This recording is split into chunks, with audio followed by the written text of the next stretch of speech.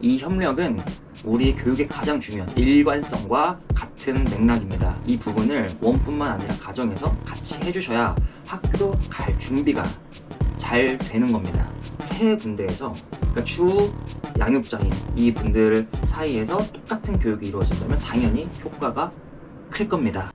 안녕하십니까. 이번 시간에는 아이들의 전반적인 발달을 조금 더 효과적으로 도모하기 위한 방법, 그 방법을 말씀드리고자 합니다. 가장 좋은 방법은 바로 아동기관과의 협력입니다. 그러니까 담임 선생님과의 이야기를 많이 해야 된다는 겁니다. 굉장히 쉬운 방법인데 효과는 굉장히 크다라는 것을 아시고 어떤 협력을 해야 되는지 지금부터 자세히 들어보시면 좋겠습니다. 가정에서는 아이를 아동기관으로 보낼 때 알림장으로 혹은 대면으로 말씀해 주시는 게 가장 좋은 방법입니다. 가정에서 선생님한테 어떤 이야기를 전달해야 되냐, 되게 일상적인 이야기를 해주셔야 됩니다. 기본적으로 등하원 시간이 변경되었을 때입니다. 사실 많은 부모님들께서 일을 하시기 때문에 굉장히 규칙적으로 매일매일 등원, 하원을 시키십니다. 하지만 간혹 주부나 프리랜서인 부모님들께서는 되게 불규칙적으로 등하원을 하세요.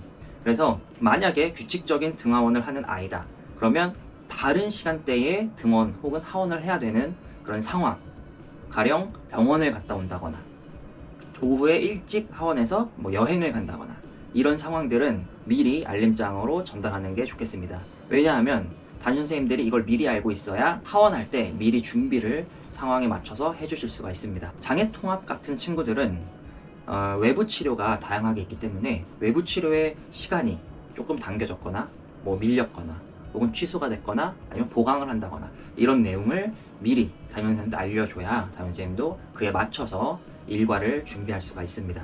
그리고 바로 컨디션입니다. 아이의 컨디션은 아이가 하루 일과를 보내는 데 있어서 굉장히 중요한 요소입니다.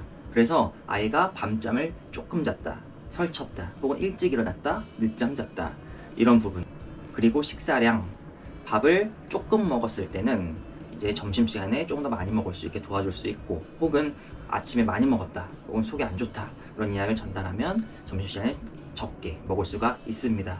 이거를 담임선생님이 미리 알고 있어야 이에 맞춰서 준비를 해줄 수가 있어요. 근데 갑자기 일과 중간에 연락이 온다거나 하면 이것을 놓칠 수 있기 때문에 미리 사전에 이야기를 하시는 게 좋겠습니다. 컨디션 같은 경우에는 하원 지도할 때도 선생님들이 가정에 전달을 하는 내용입니다. 장애통합 친구들 같은 경우에는 외부 치료를 보통 가기 때문에 외부 치료에 어떤 영향이 있을지 미리 예상을 해서 가정에 전달을 해드릴 수 있습니다. 보통은 컨디션이 유지가 되거나 좋다면 크게 전달하지 않지만 컨디션이 좋지 않을 때는 무조건 이야기를 드립니다. 그렇기 때문에 가정에서도 어린이집 선생님, 유치원 선생님에게 꼭 이야기를 해서 이 아이의 하루 일과를 계획할 때 차질이 없도록 이 아이에 맞춰서 교육이 잘 이루어질 수 있도록 해주셔야 합니다. 다음은 협력 의뢰서입니다. 협력 의뢰서는 1학기, 2학기 전에 지면으로 가정에 보냅니다. 그러면 가정에서 치료사 선생님에게 전달을 해서 그 내용을 작성하게 하고 이제 원으로 돌려보내는 겁니다.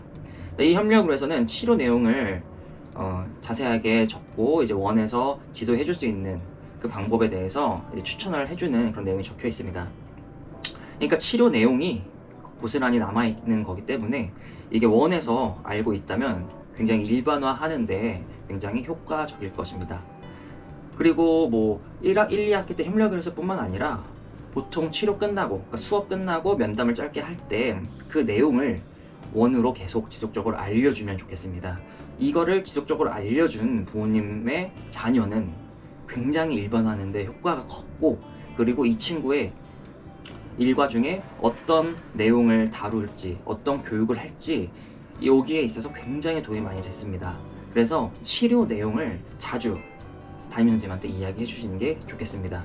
또 덧붙이자면 치료 내용을 가정에서 알고 있잖아요. 이 치료 내용을 가정에서 힘들겠지만 계속 해주셔야 됩니다. 이제 치료사분께서 가정에서 계속 해달라고 하잖아요. 이게 바로 협력인 건데, 가정에서 하기 힘든 거 알지만 가정에서도 하고 담임 선생님도 하고 치료 선생님도 하고, 그럼 세 군데에서, 그러니까 주 양육자인 이 분들 사이에서 똑같은 교육이 이루어진다면 당연히 효과가 클 겁니다.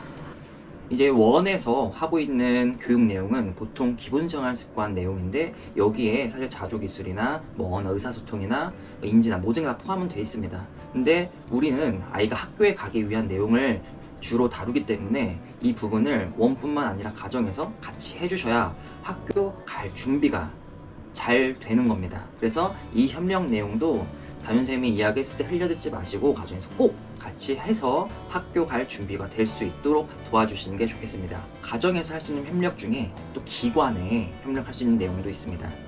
가령 부모 행사, 원내 행사들이 있을 때 부모님께서 적극적으로 참여하셔서 우리 자녀를 직접 봐주시고 혹은 다른 반의 자녀를 지원해 주실 수도 있습니다. 이 현장을 가서 보면 다른 친구들도 보이고 그 친구 또래들의 수준도 보입니다. 또 내 아이의 생활, 사회생활을 하는 모습을 보셨을 때 가정과 확연하게 차이가 날 겁니다. 그래서 참여하셔서 이 현장을 직접 느끼시고 아시면 좋겠습니다. 이 협력이 굉장히 쉬우면서도 어렵고 하지만 이 협력을 통해서 아이에게는 굉장히 크게 돌아온다. 그래서 협력을 반드시 적극적으로 해주시면 좋겠습니다.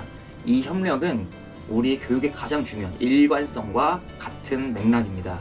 그래서 일관성을 가지고 이 아이의 주변 보호자들이 같은 교육을 함으로써 아이에게 큰 도움이 되기를 바랍니다. 감사합니다.